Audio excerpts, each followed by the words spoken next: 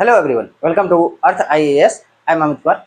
Dear students, in this lecture we are going to discuss previous year question paper of polity section, and this is 8th lecture in this series. And today we will discuss 2021's question paper of polity section. So let's start. First question is about liberty, right? And this is a conceptual question, not factual question. Just see, it says which one of the following factors constitute the best safeguard of liberty in a liberal democracy. So simply, which of the following options best safeguard liberty in a liberal democracy? First, a committed judiciary.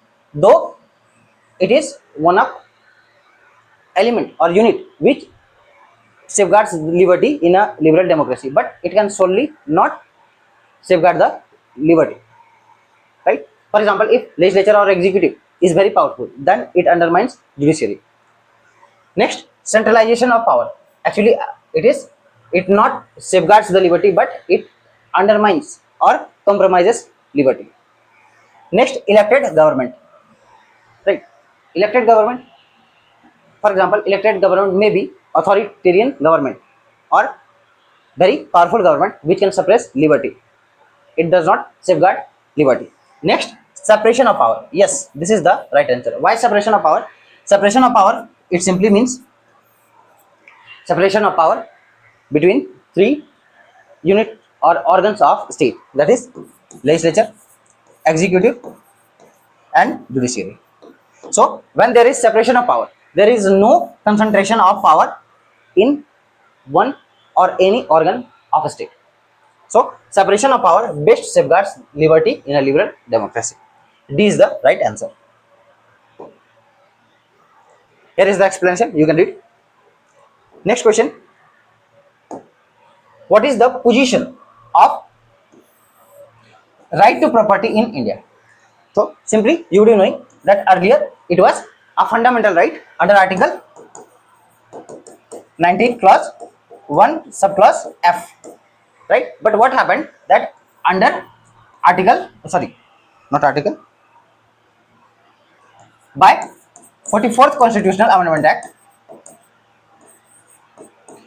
1978, this article was deleted from the, or you can say removed from the constitution, right? Now right to property is no longer a fundamental right, rather it is a constitutional right or legal right, right? So first option says legal right available to citizens only, right? Legal rights available to citizens only. So as I told you, currently it is a legal right and constitutional right, but it is not only available to citizens. Second, legal rights available to any person. Yes, this is the right answer. Means currently right to property is a legal right and available to any person.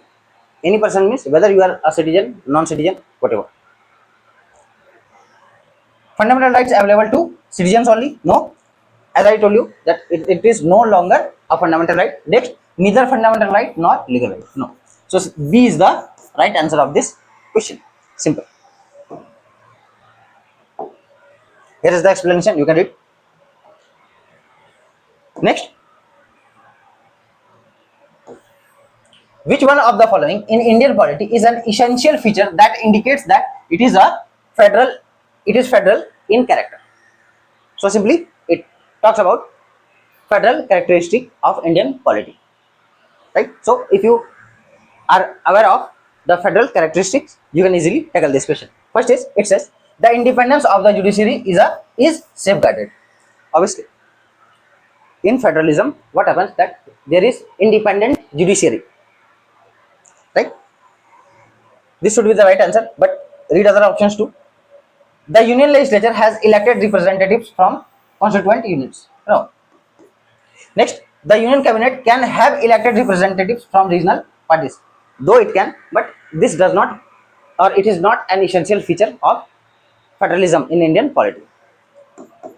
Next, fundamental rights are enforceable by courts of law. This is also not federal feature of Indian polity. So A is the right answer. Means independence of judiciary is an essential feature that indicates the federal character of Indian polity. A is the right answer.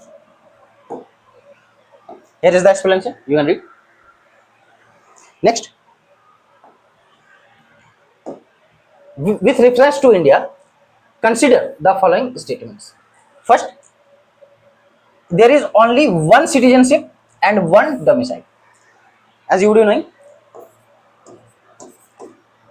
from article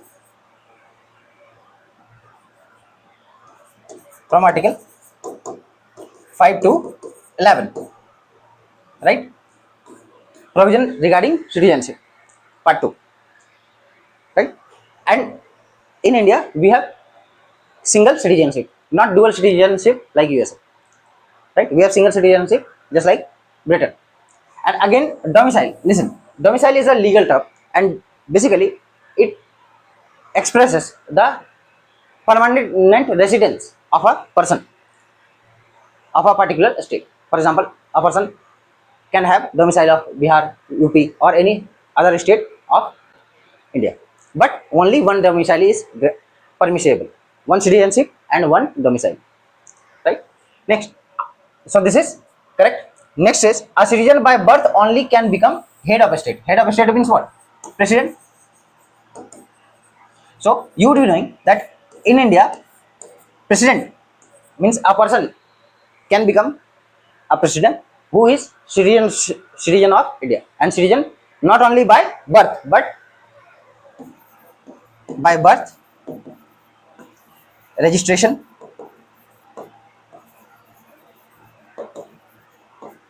or naturalization.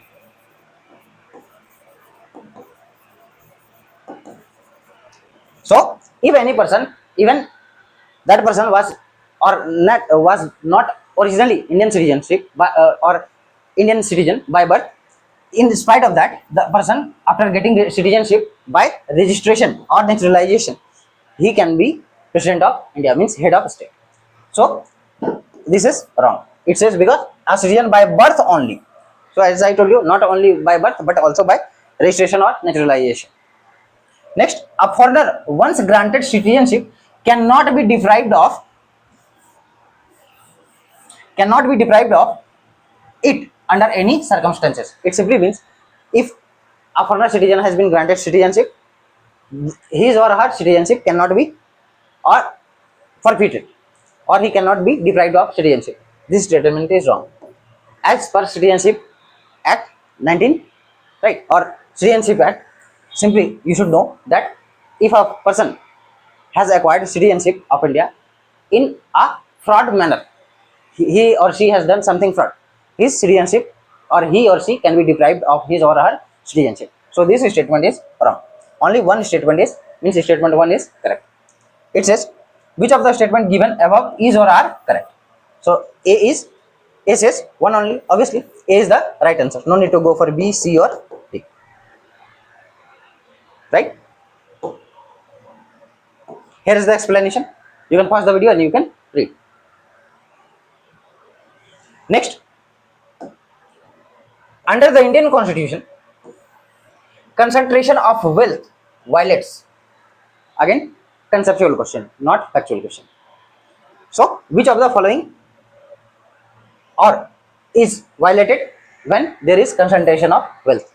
First, right to equality. No, it is not violated. Next, directive principle of state policy. Obviously, as you would be knowing, Article 39B and Article 39C.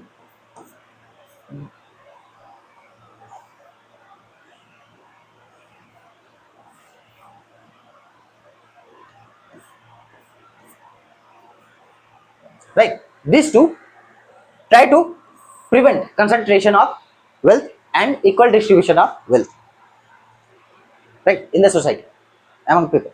So this is violated, means directive principle of state policy is violated when there is concentration of wealth. Next, right to freedom, no, and the concept of welfare. Though concept of welfare is violated, but directly it is mentioned under directive principle of state policy under Article 39B and C.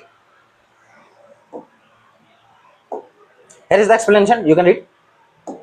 Already, as I told you, 39B and C. Right? It says, simple 39B says, the state shall direct its policy towards securing that the ownership and control of material resources of the community are so be distributed as best to subserve the common good. Simple. Next, 39C says, the state shall ensure that operation of economic system does not result in the concentration of wealth and means of production to the common detriment. Simple. So, you should remember these two articles. Next, this is directly related with preamble. That's why I suggest you every time that you should remember preamble by heart.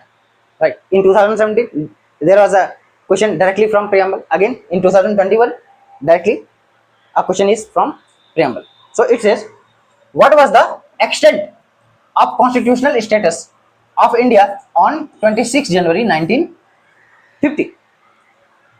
Right? It says, a democratic republic, a sovereign democratic republic, a sovereign secular democratic republic, a sovereign socialist secular democratic republic. So simply you should know, and you do know that by 42nd Constitutional Amendment Act, right, 3 terms were added in the preamble. What is it? Socialist, secular, and integrity. Right? So, and this amendment, 42nd amendment, was done in which year? 1976. So, and constitutional status is asked on which date? 26 January 1950. So, before this date, means before 1976, there was no term like socialist, secular, or integrity in the preamble. So, just remove secular, no. Socialist, secular, no. Democratic republic, sovereign democratic republic. So, on 26 January 1950, India was a sovereign democratic republic, right? Because the terms socialist and secular were added by 42nd Constitutional Amendment Act 1976. Simple.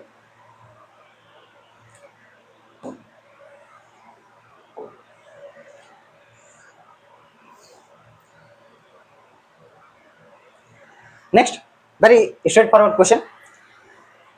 Right to privacy is protected under which article of the Constitution of India? Again, as I suggest you that you should remember important articles of fundamental rights, DPSP, right? Parliament, President, Governor. Most of the important topics, important articles you should remember. Right? And this question is again UPSC has directly asked the article. So under which article right to privacy is protected? 15? No. Again comes under right to equality from 14 to 18. 19? Freedom of speech and expression? No. 21? Yes. Right to life and personal liberty. So what happened that in 2017, which case? Puttaswamy case. The Supreme Court 9 judges bench unanimously held that right to privacy is integral to right to life. Right? So it comes under Article 21 of Indian Constitution. Again 29? No. So C is the right answer. Right to privacy comes under Article 21, that is right to life and personal liberty. Next, a legislation which confers on the executive or administrative authority an unguided and uncontrolled discretionary power in the matter of application of law violates one of the following articles of the Constitution of India. So simply it talks about that if there is any unguided or uncontrolled discretionary power in matters of application of law, right? Simply it means that if there is uncontrolled application of law, right, regarding any matter that is related with application of law, it violates which of the following articles? So simply article 14, it is what? Equality before law and equal protection of law. And article 14 prohibits any kind of discrimination in front or in the eyes of law, ensures rule of law. So 28, 32 related with constitutional remedy, 44 uniform civil code. Nothing but, and don't need to waste your time, it is article 14 is violated if there is uncontrolled or unguided discretionary power in matters of application of law. There should be no discrimination on the grounds of religion, race, caste, sex, place of birth. Each and every person is equal in the eyes of law. Simple. And it is under article 14. And if it is not done, then it is violation of article 14. Next, very simple question, right? Because it simply asks again conceptual question. Constitutional government means. So, what is the meaning of constitutional government? Simply, constitutional government means limited government. A government that is limited by the terms of constitution. Simple. So, A says representative government of a nation with federal structure. No. A government whose head enjoys nominal powers. No. A government whose head enjoys real powers. No. A government limited by terms of constitution. Obviously. So simply, constitutional government means what? A government limited by terms of constitution. Simple.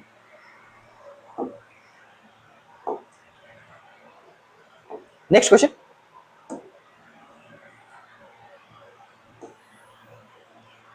We adopted parliamentary democracy based on British model, but how does our model differ from that model? So here, if your concepts are clear, you have read both the constitution, means not the constitution, but you have information about comparison between the British Parliament and Indian Parliament, then you can easily answer this question, right? So it says means how Indian Parliament is different from British model. First statement says, as regards legislation, the British Parliament is supreme or sovereign, but in India, the power of Parliament to legislate is limited. Obviously, as we have separation of powers, and again, legislature, executive, judiciary, their function has been clearly defined by the Constitution. But in Britain, due to or in absence of a written constitution, there is parliamentary supremacy or parliamentary sovereignty. Parliament has unrestricted power. It can do anything. It can make any law. And judiciary is very weaker in Britain as comparison to India. So, this is correct. Next, in India, matters related to constitutionality of amendment of an act of the Parliament are referred to the Constitution Bench by the Supreme Court. Right. So, obviously, this is also correct. Means, if an amendment has been done by the Parliament, then it can be referred to the Supreme Court under the power of judicial review. Right. So, this is also correct. So, you can clearly say option A says 1 only, no. B says 2 only, no. C says both 1 and 2. So, C is the right answer. No need to go for any other. C is the right answer. Means both the statements are correct.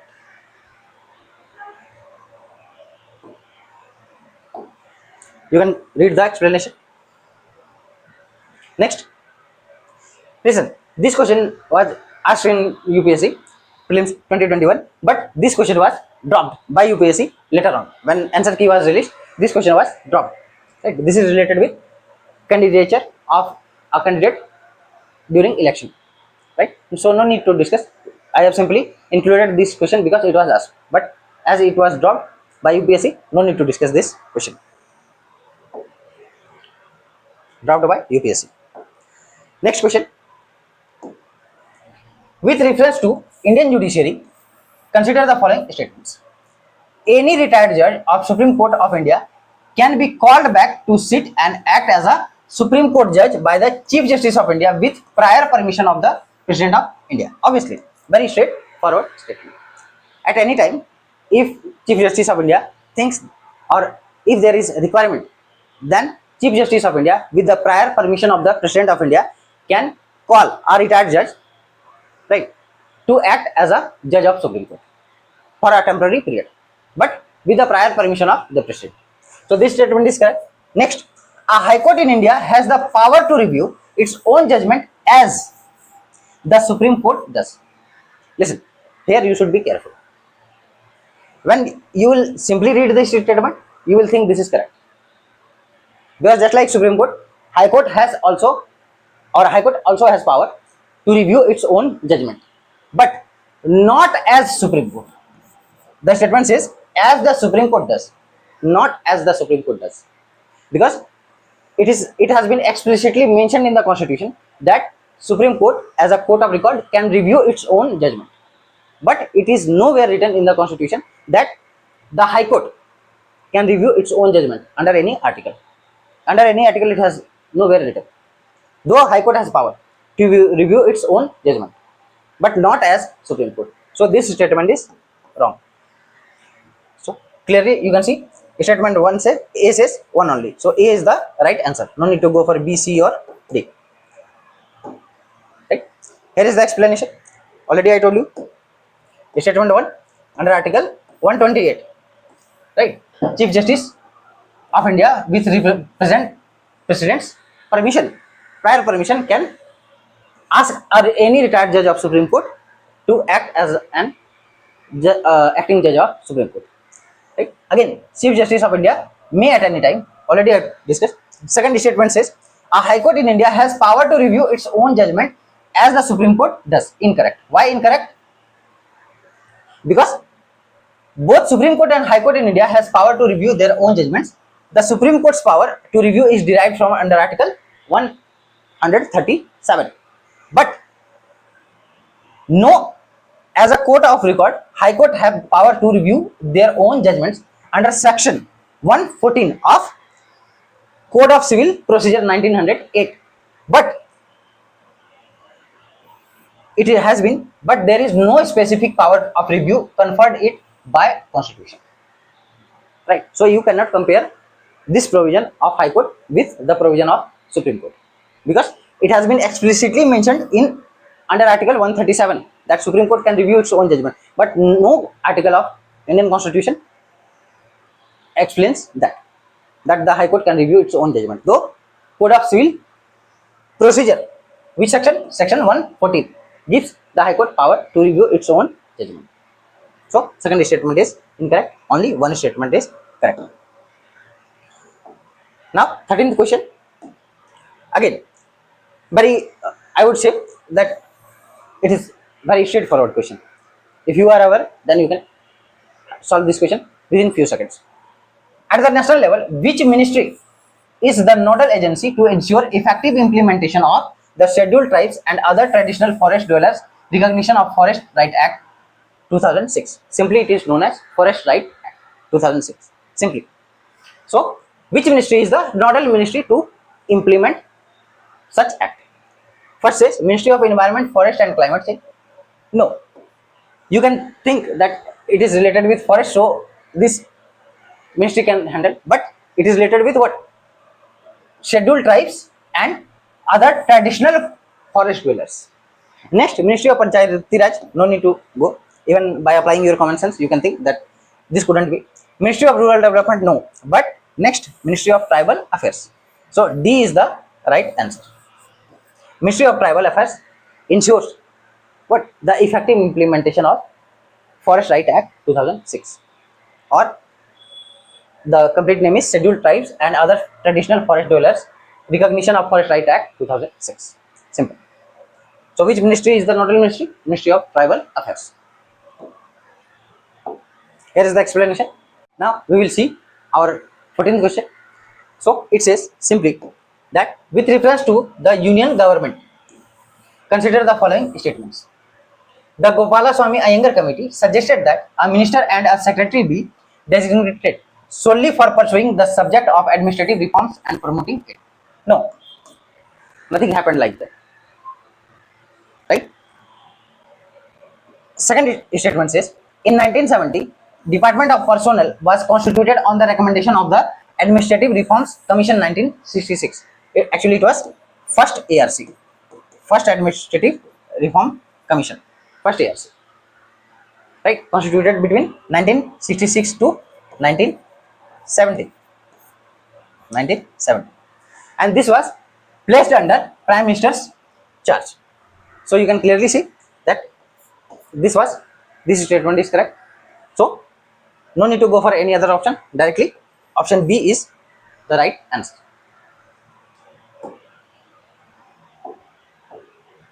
Next question 15.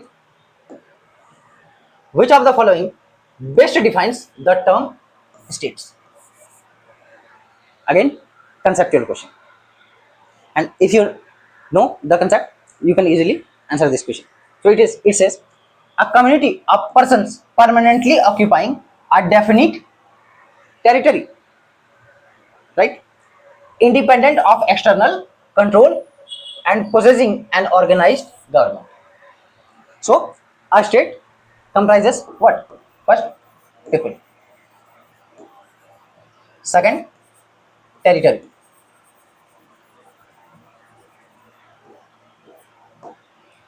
Third, it is sovereignty. And last, it is government.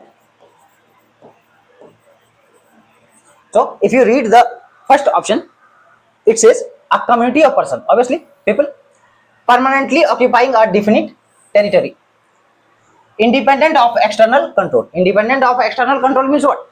It has sovereignty. And lastly, possessing an organized government. So you can clearly see that this statement fulfills all these four elements: people, territory, sovereignty, and government. So this should be the right answer, but read other options too. A politically organized people of a definite territory possessing an authority to govern them, maintain law and order, protect their natural rights, and safeguard their means of sustenance. But there is absence of other elements of state, right? So this could not be. Next, a number of persons who have been living in a definite territory for a very long time with their own culture, tradition, and government. Though it talks about people, territory, and government, but lacking sovereignty. So this is also wrong. Next, society permanently, right? Permanently living in a definite territory with a central authority and executive responsible to the central authority and independent judiciary. No. So A is the right answer.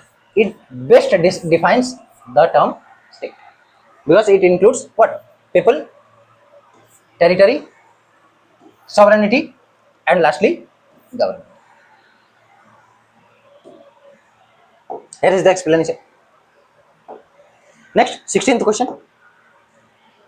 Consider the following statement in respect of Bharat Ratna and Padma awards. Simple. This question is related with Article 18, subclause 1. So it says Bharat Ratna and Padma awards are titled under Article 18, clause 1 of Constitution of India. No, these are not titles. Simply these are awards, not titles. Right? And again, the awardees cannot use the term, for example, Bharat Ratna, Padma Vibhushan, Padma Bhushan, or Padma Shri before or after their name as suffix or prefix. Right? Next, Padma awards, which were instituted in year 1954, were suspended only once. No, it has been suspended twice. When twice? 1977 to 80, and again 1992 to 1995. This one, two times it was suspended. Third, the number of Bharat Ratna awardees is restricted to maximum of 5 in a particular year. Again, not correct. Right? It is restricted to 3 persons only annually. Right? Means maximum 3 persons can be given Bharat Ratna in a particular year. So it says, which of the above statements are not correct? Right? You should be very careful whether the question is asking correct or incorrect. Right? So this question is asking not correct, and as we have seen, all these three statements are not correct. So choose the correct option. A says 1 and 2 only, no. B says 2 and 3, no. C says 1 and 3, no. D says 1, 2 and 3. So D is the right answer. Means all the three statements are not correct.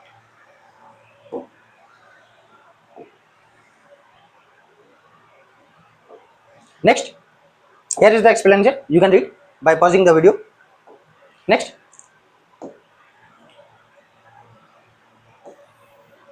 with reference to India, consider the following statements. Judicial custody means an accused is in the custody of the concerned magistrate and such accused is locked up in a police station, not in jail. No. Actually, listen, there are two types of custody: judicial custody and again police custody. Right? Police custody. So what happens? What is the difference? Generally, if you are not aware, you think that both are same. But there is difference. In judicial custody, an accused remains in the custody of concerned magistrate and he is sent to jail. Right? He is sent to jail. And without the permission of court, the police cannot interrogate that accused if it has been given judicial custody. But under police custody, the accused is sent to the police stations. Right? Police station. And generally it is remanded for 2 weeks or 15 days generally. Right? And there no requirement of court during interrogation. Means police officer, and generally it leads to torture, you doing police torture or whatever. Right? So this statement is wrong.